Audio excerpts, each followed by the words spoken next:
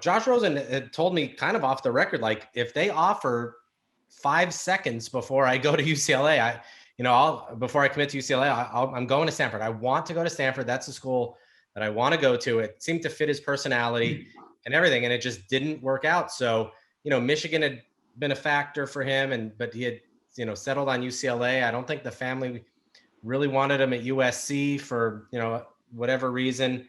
And so he goes Michigan to was in there for a UCLA. little while, remember? Yeah, yeah. And so, he had a great career at UCLA, I thought. I mean, he set records, although the records to break weren't all that impressive. Right. Didn't have a lot of support around him, and then goes to be a first-round pick. And I'll still defend him. I mean, he's an incredibly talented quarterback. He goes to a situation where he's thrust into the starting job, does decently well as a rookie. And then there's a coaching change, and Kyler Murray gets drafted. He gets traded to the Dolphins.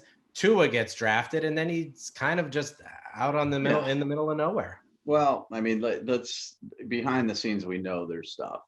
Yeah. I mean, this was the kid who had the picture in the hot tub in his dorm room, and he didn't really get along with a lot of people. Of course. What's that? He had an F Trump hat on Trump's golf course. And he didn't really get along with a lot of people. He was a little bit arrogant, and he's a Connecticut kid, so I get it. That's what we are. We're arrogant, but right. There has to be more to it than that. Obviously, he probably rubbed some people the wrong way, and had a little bit of that Jeff George about him. Yes, he did. Yes. And of course, people won't know who Jeff George is because I'm an old. But the funny thing was, at the 5-Star Challenge in Chicago, we brought in younger quarterbacks, and we allowed them to throw in day one. And then this was my brilliant idea. And then day two, they were supposed to be the snappers, and they were there just in an emergency if one of the 4 quarterbacks got hurt, right? And Kyle Allen was there, and Deshaun Watson, and Barker for Kentucky. Yep. And I can't remember who the fourth one was.